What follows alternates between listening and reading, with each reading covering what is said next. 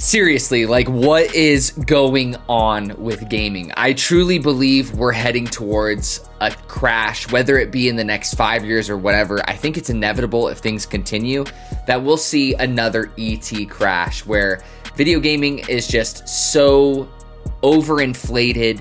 No one really wants to pay any of the prices for everything. The quality of everything has gone completely down. We're entering that era. Now, if you guys are new here, this is yet another episode of the Minty Mobile Games Podcast.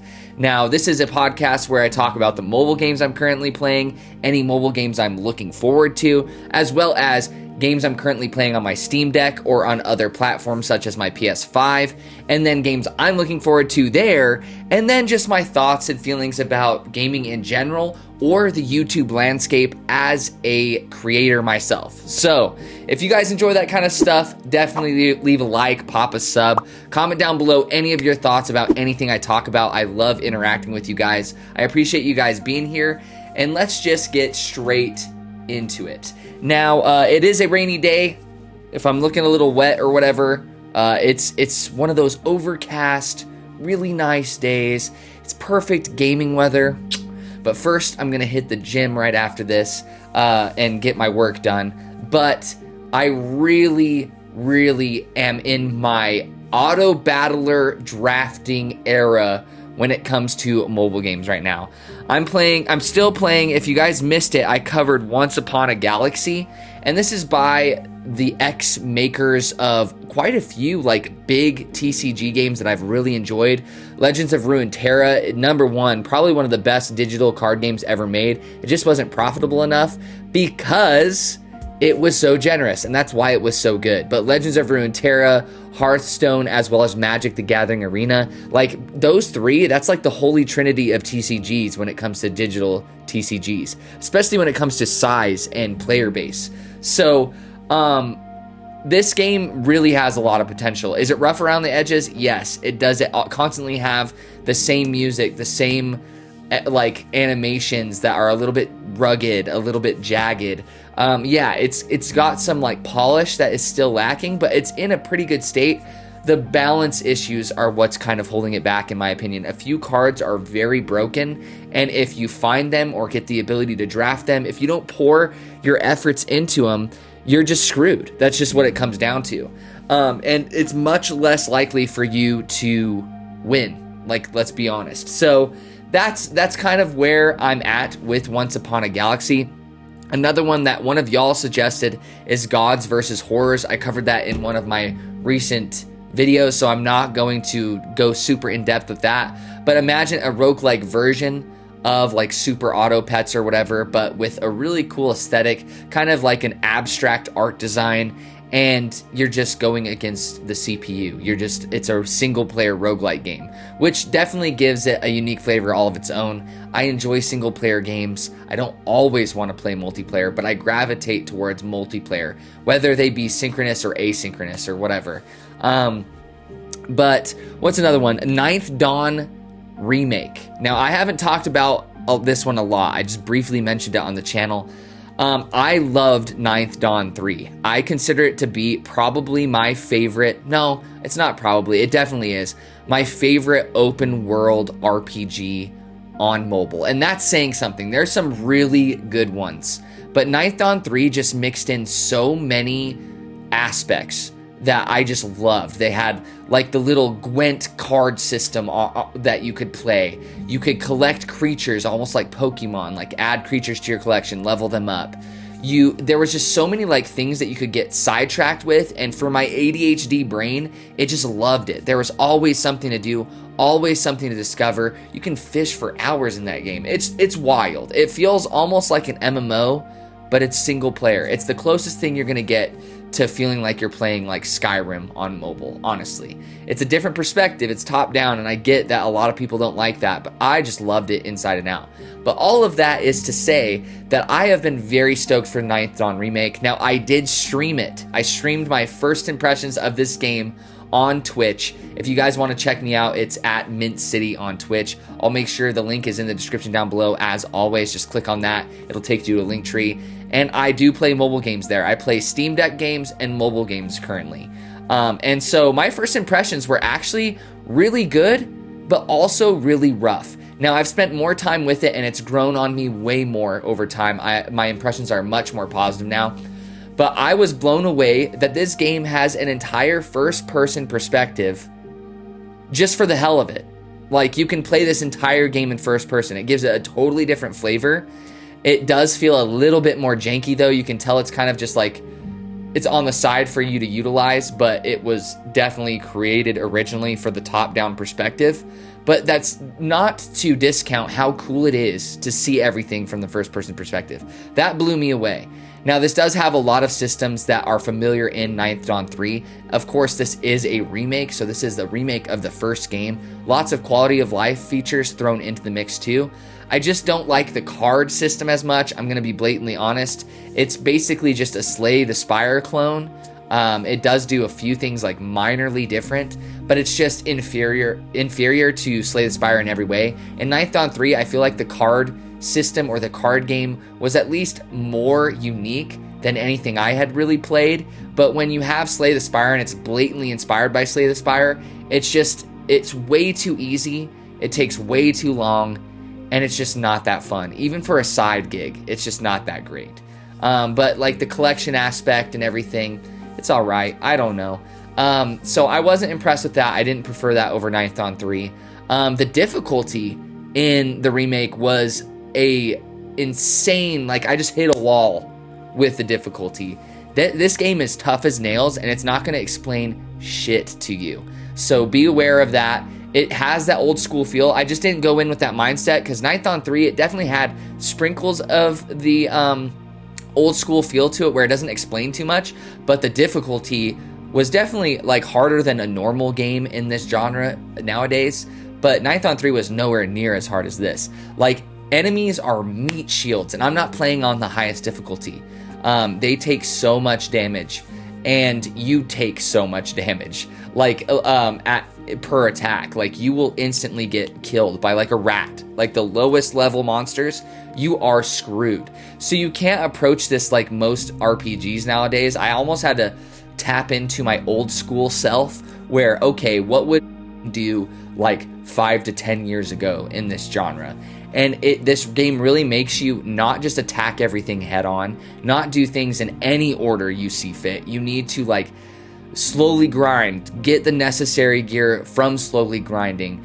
Then you can take a few more hits, make sure you go fishing, upgrade a few things here and there instead of just trying to plow through whatever area you want to plow through. So just warning you guys here, it can be frustrating. It does feel janky to a degree, but this game still has that feeling of exploration, discovery, open world RPG goodness that you would love. So this developer is extremely dedicated to their games as well, always updating, whether it be through communication to the community or updating the game itself. Very big fan of this developer. If there's any developer that deserves your money, it's this one for sure. So it's on every platform too. I'm playing on my iPhone 15 Plus, and I've really enjoyed it. I wanted to delve more into that, give you guys my thoughts, and let you know that I am streaming mobile games on Twitch again. Is it consistent? No, it's probably like once every week, if even, maybe once every 2 weeks for like a couple hours. It's just, I'm treating it as something fun and not like grinding like I do on YouTube, where I'm like, I upload a video every week. This is what I'm gonna do. I'm gonna stick to it, and you guys can expect content from me on a regular basis. So just don't expect consistent streams like in the videos. Anyways, so moving on, what else am I looking? I'm gonna look at my phone and see what else I'm playing. Endgame of Devil, I mentioned that one already. I'm trying to see if in a previous video, definitely go check it out. It's a Luck Be a Landlord, like, if that makes any sense, where it's another kind of auto drafter game. So I'm not gonna go into that one too far either. I have taken the plunge into Vault of the Void again. It's another deck builder. I'm sorry there's so many card games. I'm just in my card game era again. But Vault of the Void, like, I've gotten into it like twice now, where each time I give it more of my time. And man, Vault of the Void still deserves so much love. It has so many familiar elements that it mixes together, while also adding in like 1 or 2 mechanics that make it a lot more unique than you would initially think. And I think that's the problem, is a lot of players see it and they're like, that is not going to be that much different from the other deck builders that I've come to know and love. What's the point? I'm not going to check it out. It's not worth it. But on mobile, it's really cheap. Go check it out. I think it's worth it. I'm not going to totally spoil it for you.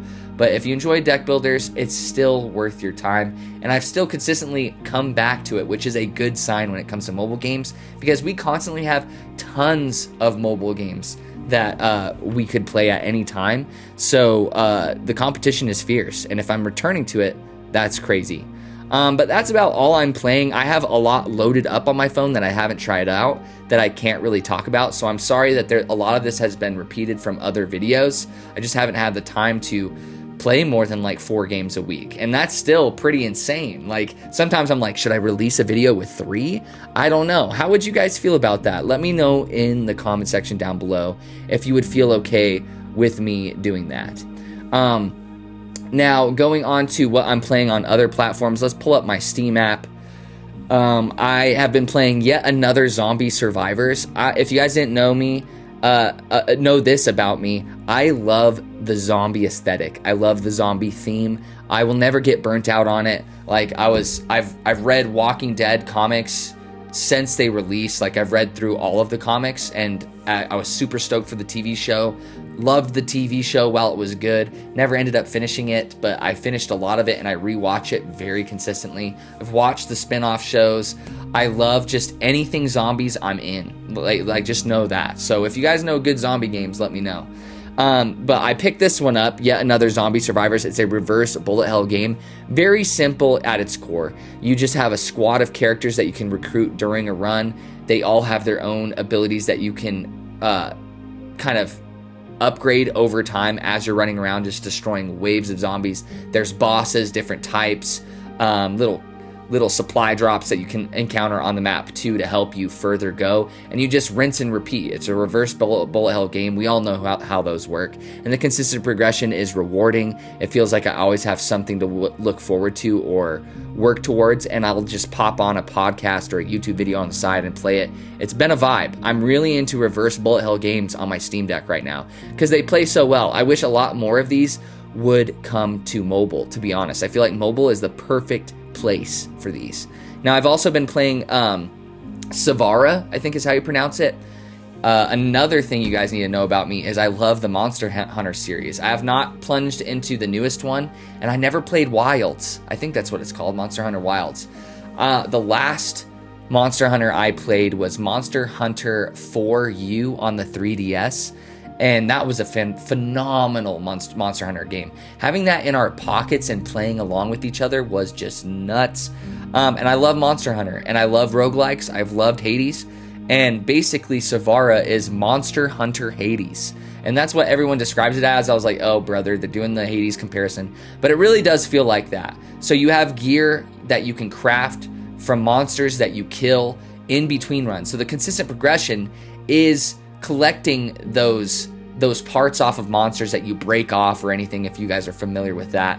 And you upgrade your gear, and you upgrade your weapons, and you unlock new weapons. And that's the consistent progression. It feels very natural. It feels like, wow, why hasn't this been done before? It's like that given, you know, which is super sick in my opinion. Now, I also really like, I don't know, the combat pacing is different. Since it's Monster Hunter, it's a little bit more slow and methodical. It's not like spammy, dodge spammy. I call Hades a slash and dash roguelike, and this is definitely not that. You have like a stamina bar. You can do certain things, like everything takes more time.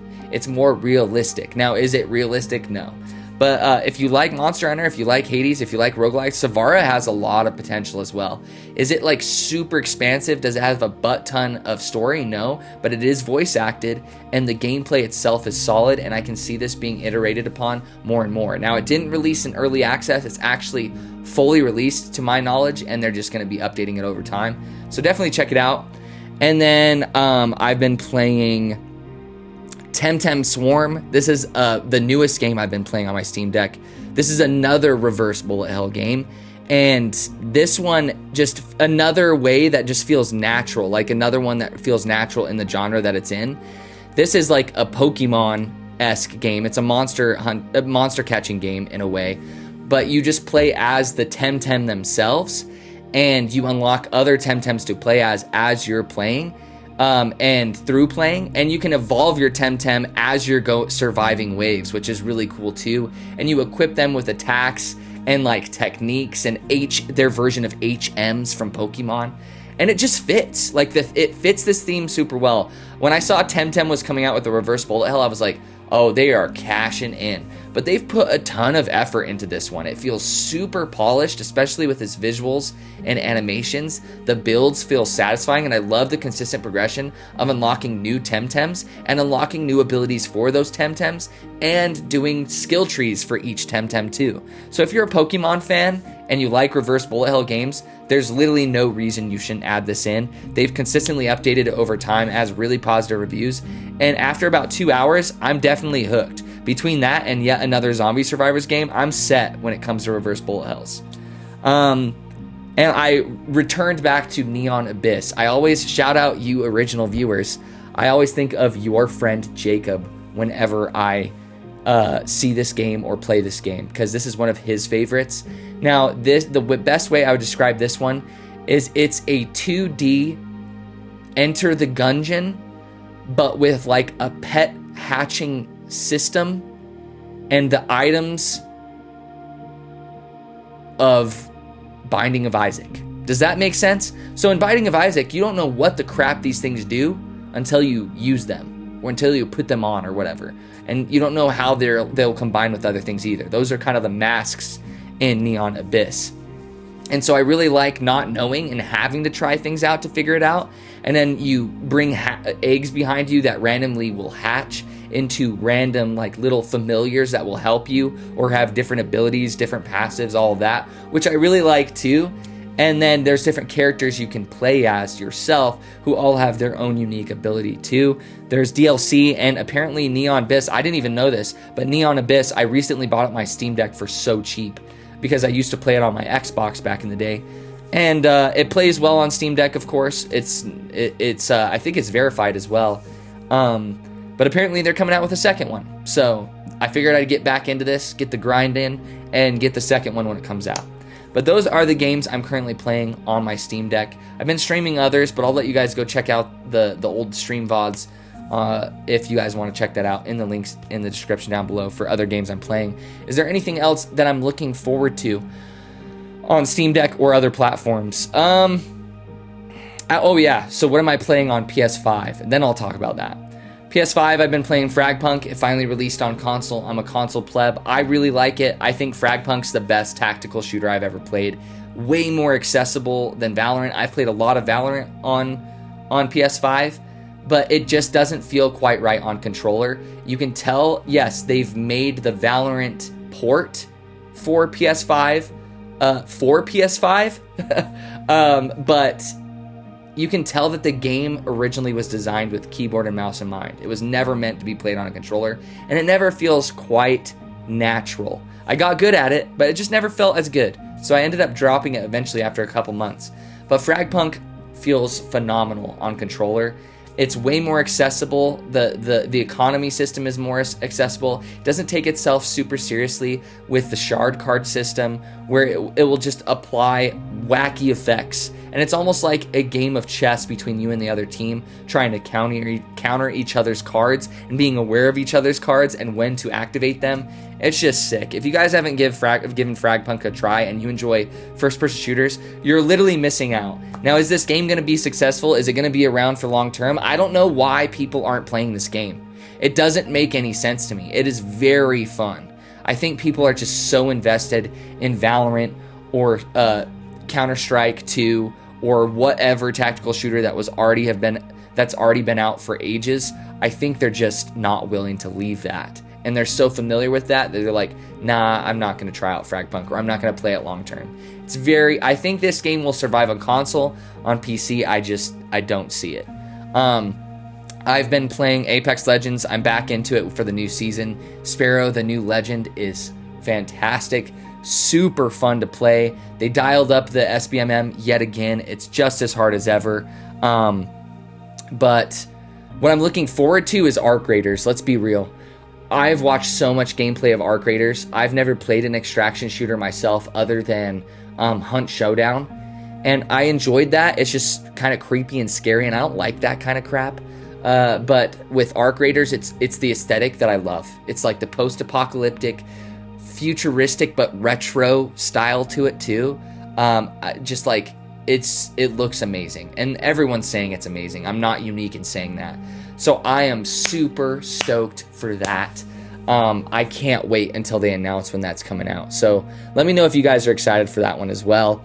And then to the topic of the video at hand. What the hell is up with these game prices, guys? $80 digital, $90 physical. Nintendo is tripping. Everyone's talking about it. I figured I'd chime in a little bit and some of my thoughts of why I think we're going towards a video game crash. This is not sustainable. There is not limitless gamers. We've already hit the peak. During COVID, that was the most gamers we will ever have. I truly believe that. I think that was at least the biggest spike in gamers we're ever going to have. Maybe there'll be slow growth, but at this rate, like, you're pricing out casuals. The people who are pre-ordering these Switch 2s, shame on you, honestly. I'm sorry, shame on you. You're literally encouraging every other company to raise prices on their games, and you're going to be buying them. Like, at this point, I don't know if I'm going to ever buy a new game ever again. Like, I'm going to wait until I can get it used so that they get none of my profits, or I'm going to buy it on a sale. I just can't do it.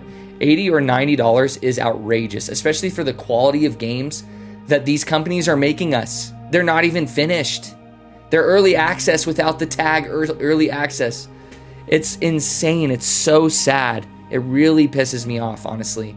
And I think that gaming has become such an escape with how the world is today and everything that's going on. It's kind of a dark world right now. And I feel like people are seeking escapism through gaming, and that's their coping mechanism, and they're almost addicted to it at this point. I feel myself sometimes getting addicted. I'm like, why am I playing this game right now? I'm not even having fun. It's just a routine. It's like, oh, this is how I escape. And so I always dial it back. But I feel like that's what's sad, is I think that's why people are still buying this stuff, still pre-ordering it, still purchasing games that are not finished or in a good state. Like, I purchase early access games. I'll be the first to say that on Steam. But I always check out the reviews and make sure that there's enough content there that if it never got updated again, I would be okay with that. And I think people are just so desperate that they're doing it anyways. And these companies, they will take as much as they can. And they will. And eventually it's going to get to the point where no one can actually, even despite all those things I talked about, they're not going to be able to get more games. It's just not sustainable. It really isn't. Like, they'd literally have to 180 every game, and every game is completely finished. It's completely quality every single time. And that'll never happen. Not in the current gaming landscape. It is another ET situation where they are taking way more than they know they should, and they're doing it anyways because they think they're unstoppable at this point. Companies have a false sense of security and a false sense of confidence after how popular gaming has gotten. They're going to come... I really hope gamers unite and do something about that. And that applies to mobile gaming in a weird way as well. Support some premium games. Enjoy your free-to-play games, but support premium games too. We don't want to let those go. That's probably the most fired up you guys have ever seen me on this channel. I try to keep things really positive a majority of the time. And I just think it's really sad. I feel like I experienced gaming at the perfect time. I've felt it all from the Super Nintendo all the way to current gen. Like, just the progress and being excited for things and buying a game that I didn't know anything about without any info on it That's like the beauty of gaming. And I don't even do that anymore. I'm always watching YouTube videos and like, what's the meta? What's all this and that? And it makes it so serious and everyone's taking it so serious. But what are your favorite like gaming memories? It's discovery. It's like not knowing the best things and finding them naturally through trial and error. I think that's why Arc Raiders that I mentioned earlier, no one really knows the best way to play the game. No one even knows how to defeat like the biggest AI in it yet. And it's and that's why everyone's so addicted to it, is it's the unknown. They're like trying it out. And eventually Arc Raiders will be learned and there'll be a meta and a strategy for everything. But that's why these games are so popular on release, is everyone's discovering. It's not all, this is the best thing, this is the best thing, or you have to play it this way. It's just like everyone's like, figure it out. And that's the beauty of gaming, and I think it's been lost. Not with all gaming. I'm not doomsdayer like a lot of other YouTubers. I do think gaming's still in a great spot. A lot of variety, a lot of quality still out there, but it is getting scary with the pricing and how these companies are just raising the prices on everything. So I just want to share my thoughts on that, and let me know if you guys agree, and let me your thoughts on that. Let me know your thoughts on that in the comment section down below. But this is getting a little bit lengthy. Sorry that I didn't talk about that until the very end. That's probably what you guys clicked on this video for. So if you've made it to this point, I appreciate you guys so much. Every like, every comment helps. Every subscribe helps.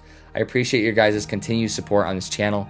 I really am trying to grind. I'm really trying to bring you guys consistent content and trying to bring you quality, consistent quality, as well as consistent content. So always leave your feedback in the comment section down below for me if there's anything you want me to try or any suggestions. Or I really do value your guys' feedback, because especially you guys who are watching right now at the very end, that means the most to me. So let me know.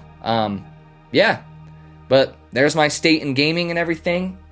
The Minty Mobile Games podcast is getting a little bit more consistent, so pretty surprising. All right, guys, I love you guys. I hope you guys are staying safe. Take it easy.